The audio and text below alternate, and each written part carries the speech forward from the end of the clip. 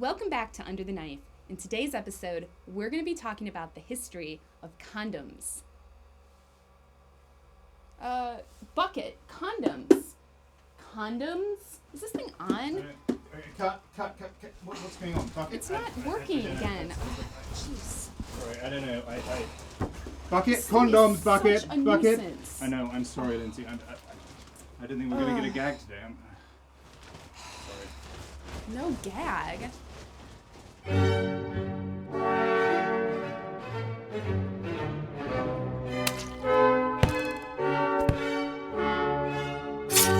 Of course, you can't talk about condoms without first talking about the history of venereal diseases, because condoms were initially used to prevent infection rather than as contraceptives.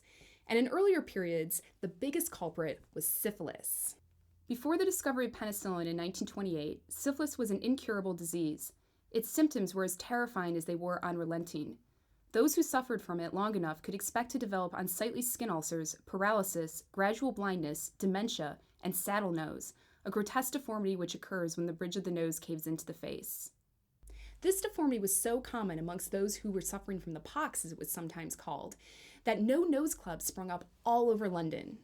On February 18, 1874, the Star reported, Miss Sanborn tells us that an eccentric gentleman, having taken a fancy to see a large party of noseless persons, invited everyone thus afflicted whom he met in the streets, to dine on a certain day at a tavern where he formed them into a brotherhood. The man, who assumed the name Mr. Crampton for these clandestine parties, entertained his noseless friends every month until he died a year later, at which time the group unhappily dissolved. Not everyone rejoiced in the deformity.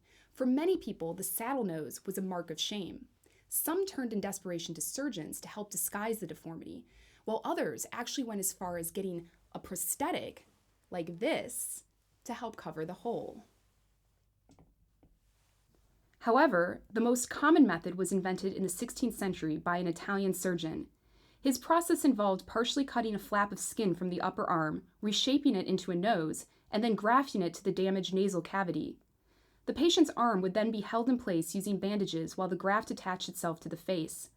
Afterwards, the surgeon severed the new nose from the arm and began reshaping and contouring the piece of skin. The entire procedure could last an excruciating 5 months.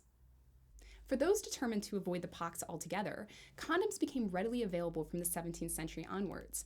These were typically made out of goat and lamb intestines. They were secured with a silk ribbon, and they were lubricated with saliva. Some of them even featured body images, like this one from Under the Knife's artist, Adrian Teal. One of the oldest condoms ever found was dug up in a cesspit of Dudley Castle, an English ruin, in 1985.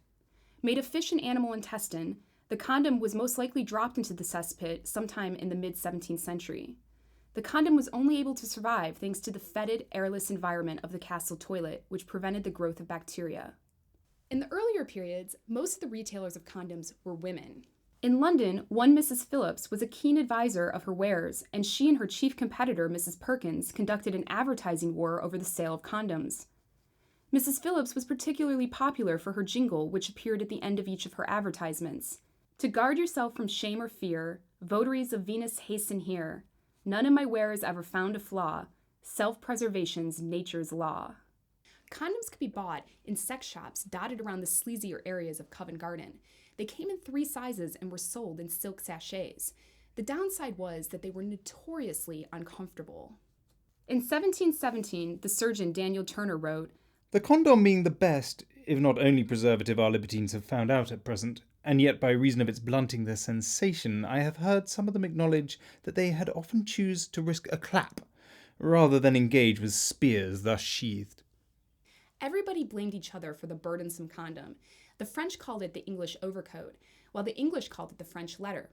The word condom first appears in the English dictionary in 1785. The materials used to make condoms were not reliable. If they had been impermeable membranes, they would have worked fine, but their permeability meant that relying on them for disease prevention was iffy at best.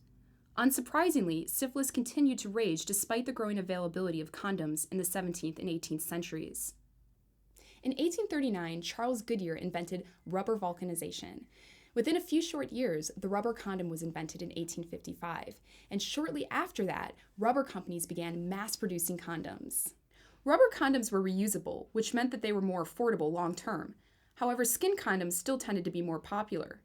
One of the problems with early rubber condoms was that they were custom made, yet they could easily fall off as they had only covered the glands of the penis. They were also said to be as thick as a bicycle inner tube. Eventually, condom manufacturers realized that they could mass produce condoms that would fit everyone at a much more reasonable cost. Eventually, the rubber condom was replaced with the latex condom in the 1920s, though the term rubber is still used today. In these earlier periods... Play, you fat bastard. So many condoms.